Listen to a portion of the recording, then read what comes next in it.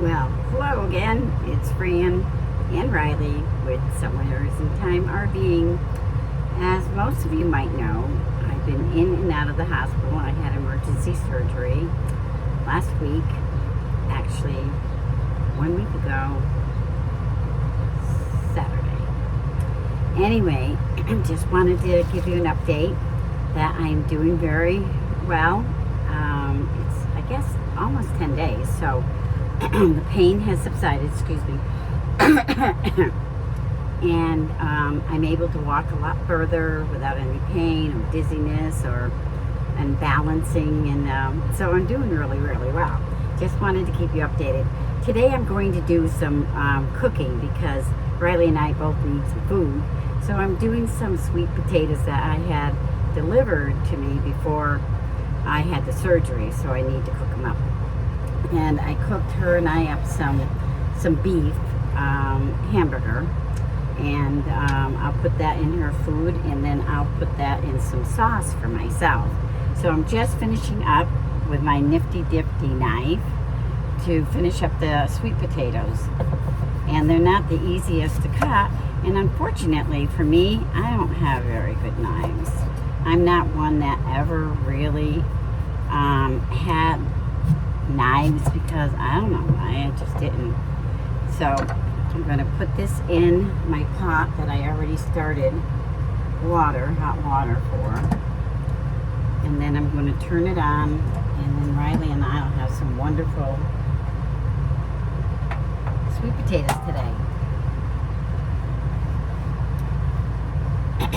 So I hear it's going to be very, very hot in Yuma, and I think all of the lower part of Arizona. I don't think you're going to get relief from anywhere, actually. So I was like, holy cow. It shows that Yuma's getting up to 107 by Thursday of next week.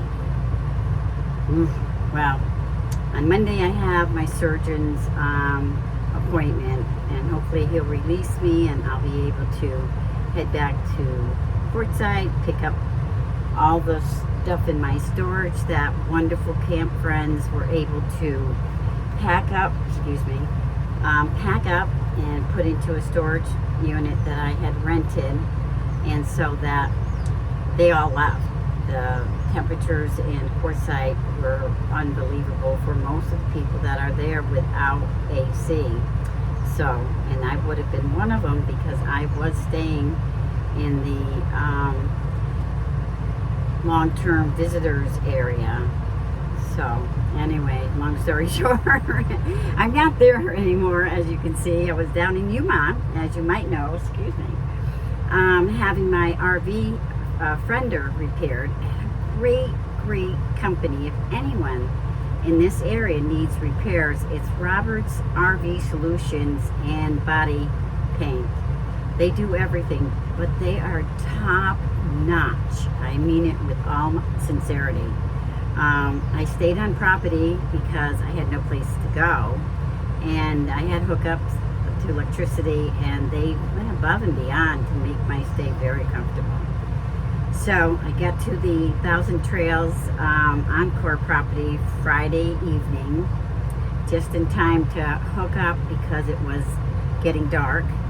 And then on Saturday, did a little bit of grocery shopping that I picked up from Walmart. I had it, ordered it, and then I went and picked it up with my car, and got back around 2 o'clock in the afternoon, and I had some pain under my breast, and because I have an autoimmune system that is attacking my liver bioducts, I just thought I was having another attack of that.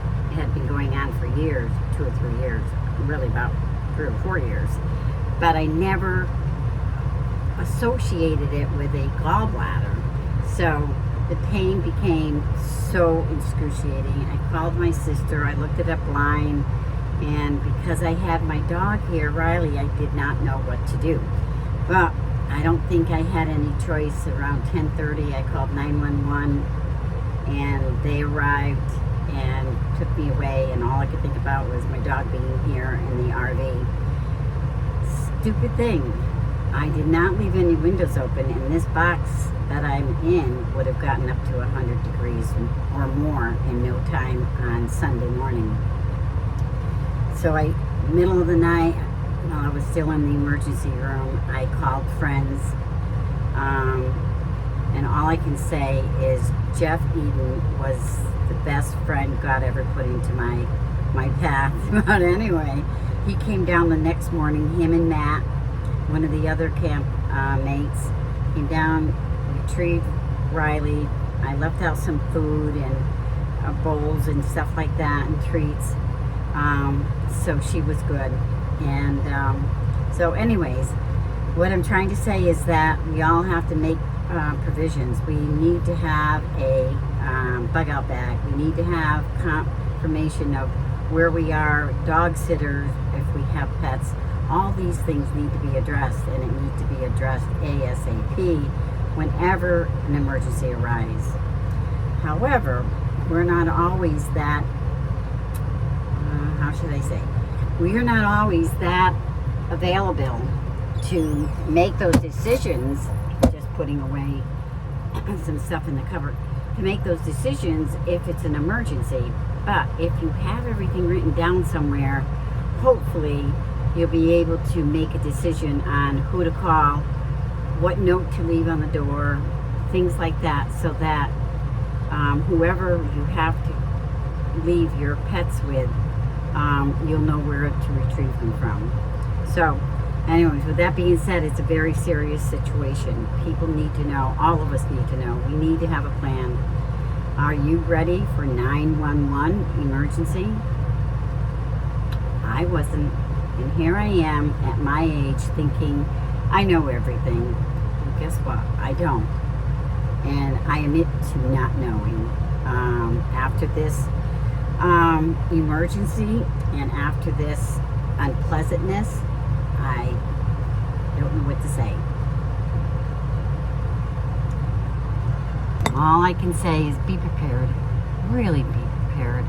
Understand where our pets are concerned, where their needs are.